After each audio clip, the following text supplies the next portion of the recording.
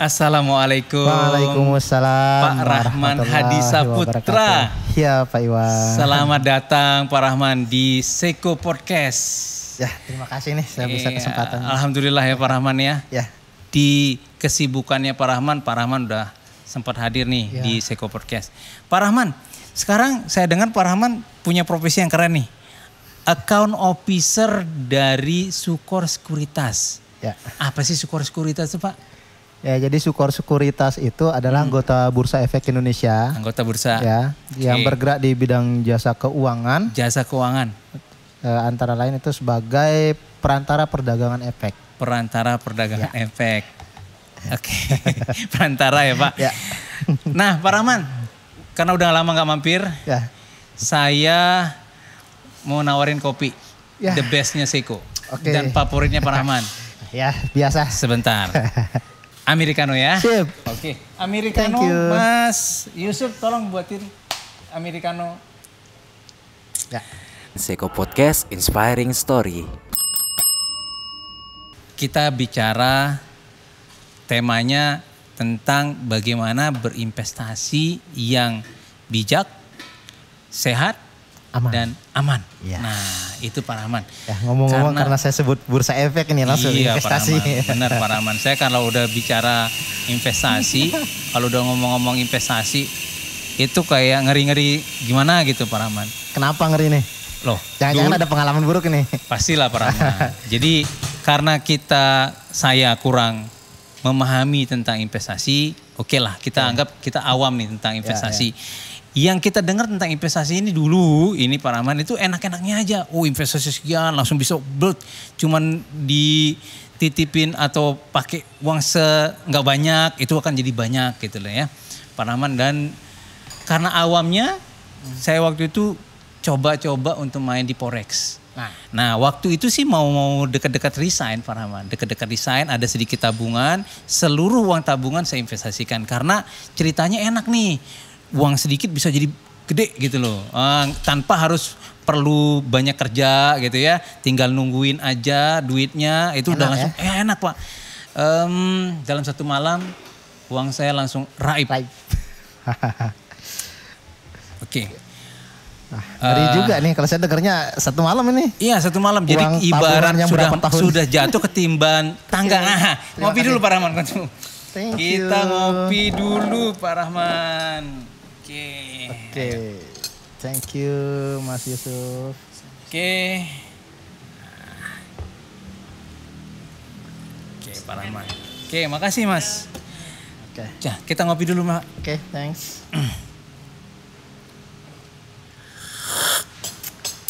Ngopi kalau nggak ada seruputnya itu nggak abdol Pak Rahman. Oke. Itu dia Pak Rahman. Jadi ngeri kalau saya bicara investasi. Makanya mohon maaf, saya agak jaga jarak nih dari Pak Rahman. Jangan-jangan ini ada perwakilan-perwakilan dari investasi-investasi bodong nih. Atau gimana sih Pak Rahman cara kita untuk bisa berinvestasi yang sehat? Ya, jadi kalau dari pengalamannya Mas Iwan sendiri nih kalau saya dengar ya. Dari tadi yang diceritain enak-enaknya saja ya. Jadi kalau untuk tipsnya nih, sebelum memulai berinvestasi ini biasanya dari Otoritas Jasa Keuangan OJK itu mengingatkan kita untuk cek 2L. Cek 2L. Oke. Apa itu 2L? L yang pertama itu legalitas. Legalitas. Ya, legalitasnya harus dicek dulu terdaftar atau tidak. Ya. Kemudian L yang di mana Pak kita ngeceknya Pak? Ngeceknya itu bisa ini kalau untuk instrumen keuangan ya bisa cek di. Ini buat yang awam-awam nih Pak kayak kita nih ngeceknya di mana? Apalagi bahasanya investasi ya. Investasi nih enak-enak gitu. Investasi uang ini bisa cek di OJK. OJK. Ya bisa cek di OJK atau ditanyakan ke OJK. Sudah ada nomor kontak OJK bisa hubungi OJK Pak saya mau tanya ini terdaftar atau tidak. Nah nanti akan ada diinformasikan dari OJK itu terdaftar atau tidak. Langsung datang ke kantor OJK bisa atau lewat website? Bisa dari website, bisa by phone juga. Oke. Itu pertama, cek legalitas. Cek legalitasnya. L kedua? L kedua itu logis. Logis maksudnya di sini lihat apakah imbal hasil yang diberikan itu masuk akal atau tidak. Masuk akal atau kalau tidak. Yang tadi ceritanya diberikan ini iming-iming sekian ratus persen atau sekian kali lipat dalam waktu beberapa bulan atau beberapa tahun ya. Ini beberapa puluh. Nah kalau secara logis, ini kita berpikir secara logis, pemerintah itu misalkan dari deposito ya hanya berani memberikan imbal hasil 3-4% 1 tahun. 1 tahun. 1 tahun ya. Kalau kita berbicara dari sisi pemerintah berani memberikan 3-4% untuk deposito. Ini kalau itu logis, itu logis. Karena tentunya di sini kan kita berbicara bisnis, ada yang 2R yang dilihat di sini karena kita berbicara bisnis. 2R itu resiko dan R yang kedua itu return. Oke. Nah, di sini resiko itu juga harus kita pahami dulu. Jangan begitu ditawari, oh ini investasi sekian persen imbal hasilnya. Nah, harus dipahami resikonya. Kalau saya investasi ini, apa saja resiko yang ada. Kemudian terkait dengan R kedua return. Nah, cek returnnya itu tadi L-nya itu kita hubungkan dengan L, logis tidak? Return yang diberikan. Logis masuk akal nggak ya? Oke. Nah, seperti itu. Kita ngopi dulu, Beb. Oke, thanks. Wah, tambah seru nih, tambah seru nih. Kita ditemani kopi, terus ngobrolnya. Benar. Tentang investasi yang ngopi cocok, ngobrol pintar investasi. Tepat doa, keren. Oke, Pak, itu tadi ada 2L dan 2R. Oke. Kemudian kan sekarang ini Pak Rahman tentang investasi ya. Tentang investasi, masyarakat kita ini udah keburu negatif aja gitu tentang investasi, apalagi nih di Lombok Timur nih baru aja nih hangat-hangatnya ada kita dengar nih ada ya gitu deh, ada lembaga investasi iming-imingnya wow gitu loh 1% per hari returnnya. Nah itu 1% per hari. Oke, 1% per hari. Nah kemudian sekarang untuk bisa tahu bahwa itu apa namanya masyarakat ini bisa paham bagaimana kemudian langkah yang untuk bisa mengetahui bahwa itu tuh logis ya, sekali lagi itu logis gitu. Ya, jadi kalau dari sisi seperti tadi ya, dari sisi masyarakat kita memang di sini dari literasi, tingkat literasi. Ya, tingkat literasi memang terkait dengan investasi ini masih rendah. Nah kalau kita lihat di Lombok Timur misalkan ini ya, kenapa kita bisa masuk indeks daerah yang paling banyak masuk laporan investasi bodong ke OJK ya misalkan ya paling banyak ya. Itu tingkat literasi masyarakat kita itu rendah sehingga begitu ada tawaran yang mengatasnamakan investasi dengan imbal hasil yang sangat banyak sekali, secara logis itu pertama secara logisnya itu tidak masuk akal imbal hasil yang diberikan, tapi masyarakat kita itu lebih terpengaruh oleh imbal hasilnya tanpa memperhatikan risikonya dan legalitasnya itu. Nah Pak Rahman, ini berarti bukan pemerintah tidak pernah mengedukasi masyarakat, cuman tingkat kesadaran masyarakat kita yang masih kurang. Nah sekarang kan lagi gencar nih Pak, lagi tren juga ya tentang kripto, kemudian ada juga robot trading. Nah ini kan biasanya segmennya lebih ke anak muda. Anak-anak muda kita ini udah mulai melek tentang investasi, tetapi kemudian mereka dengan ada kasusnya sekarang robot trading, ada banyak penipuan. Nah bagaimana nih sekarang untuk anak-anak muda yang mau berinvestasi, pengen investasi, tapi gimana sih langkah-langkah awalnya untuk kemudian bisa berinvestasi? Apa harus kita undang Pak Rahman setiap saat? Jadi gitu, gini ya, kalau berbicara seperti aset, ini kita berbicara aset ya. Ya jadi untuk investasi, menginvestasikan aset kita itu ya seperti saya ini. Saya sebagai praktisi di pasar modal di Bursa Efek Indonesia, saya lebih menyarankan untuk berinvestasi di tempat yang lebih aman, pertama dari sisi legalitasnya itu. Dan saya lebih prefer ke investasi di pasar modal Indonesia.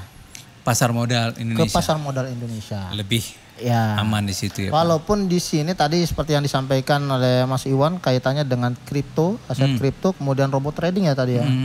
Nah di sini kalau dari sisi legalitasnya memang kripto itu terdaftar di Bapepti, diawasi oleh Bapepti. Diawasi. Ya jadi bukan masuk ranah di otoritas jasa keuangan, itu termasuk pada komoditi. Jadi kripto itu masuknya di komoditi bukan keuangan. Sama seperti forex. Forex itu masuk pengawasannya ke Bapepti. Forex tuh ngeri-ngeri saya, ngeri-ngeri sedap dengarnya Pak. Ya jadi karena dia masuk di ranah komoditi, ya jadi pengawasannya itu oleh Bapepti. Nah kalau kita berbicara investasi yang lebih pada jangka panjang saya lebih prefernya ke yang sifatnya diawasi oleh OJK. Diawasi oleh OJK. Nah kalau saya prefer misalkan ini saya aktif di perdagangan yang ada di Bursa Efek Indonesia, khususnya yang di saham. Oke, di saham. Di saham ya Pak ya. Di saham. Nah, lebih kita arahkan ke sana aja Pak. Pak Rahman, masyarakat kita kan tadi ya setelah mendapatkan edukasi bagaimana dan apa itu investasi, kemudian bagaimana cara memilih konsultan keuangan yang benar gitu loh, yang aman gitu loh Pak. Jangan-jangan mohon maaf nih, ada dulu mengaku ada nih lembaga keuangan mengaku sebagai perencana keuangan gitu ya Pak ya. Ternyata ujung-ujungnya asuransi Pak. Gimana Pak? Gimana cara memilih konsultan keuangan yang baik? Ya jadi asuransi sebenarnya masuk pada kategori pengawasan OJK ya untuk asuransi. Jadi untuk industri keuangan itu kan asuransi juga masuk. Hanya saja di sini ketika kita berbicara untuk pengembangan aset, ya untuk pengembangan aset kita bisa di setiap sosialisasi terkait dengan pasar modal itu saya selalu sampaikan ya. Saya selalu memberikan perbandingan return investasi antara beberapa instrumen investasi yang ada di yang dikenal oleh masyarakat seperti deposito, tabungan, emas, kemudian ada reksadana, sukuk, saham, itu saya berikan perbandingan. Dan masing-masing instrumen investasi itu memiliki tingkat risiko yang berbeda-beda. Nah jadi kaitan seperti tadi, bagaimana memilih manajer investasi ya konsultan investasi. Jadi di sini kembali lagi kita harus dari individu kita sendiri itu harus paham dulu nih tujuan investasinya apa.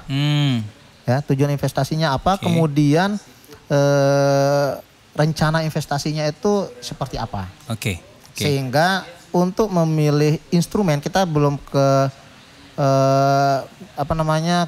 perencana keuangannya ya, kita memilih instrumennya itu harus kita tahu dulu seperti tadi 2R-nya itu risiko dan returnnya. Seperti itu mungkin kalau saya harus dipahami dulu sebelum masuk ke pemilihan manajer keuangannya. Manajer keuangan. Ya. Nah, Pak Rahman, sebagai ini informasi kita ke masyarakat juga nih Pak Rahman. Banyak juga yang bertanya karena kita ini mayoritas Muslim. Ini investasi ini syariah apa tidak gitu loh. Halal apa haram? Apakah termasuk riba apa bagaimana gitu investasi? Jangan-jangan investasi ini riba enggak gitu loh. Dan mungkin nanti sekaligus tips dan triknya deh ya untuk bagaimana investasi yang halal, kemudian bijak dan aman ya Pak Rahman. Ya untuk masyarakat supaya mereka nggak ngeri-ngeri sedap gitu loh kalau dengerin tentang saham. Jadi memang yang banyak saya temui ketika saya mengadakan edukasi atau sosialisasi terkait investasi saham ini ya. Ini ada yang bukan saham itu haram atau gimana sih? Bener. Ada dasar hukumnya apa? Nah jadi gini. Jadi untuk saham ya ini kita berbicara dasar hukum ya. Nah ini kita lihat bisnis kita sehari-hari lah. Bisnis sehari-hari. Kita lihat bisnis sehari-hari. Ketika kita melakukan transaksi, kalau untuk yang Muslim ini melihat halal haramnya itu yang diproduksi apa? bisnisnya di bidang apa. Bisnisnya kalau di bidang apa? Bisnisnya itu misalkan minuman keras, ya jelas itu haram. Haram, ya. Nah kita lihat perusahaannya kalau memproduksi minuman miras keras, gitu. Ya udah di skip. Jadi kalau atau masalah di bidang judi ada juga ya? Ya kalau dibilang judi kembali ke spekulasi jadinya. Spekulasi, Ya. Tapi jadi halal haramnya. Halal haramnya ini kita lihat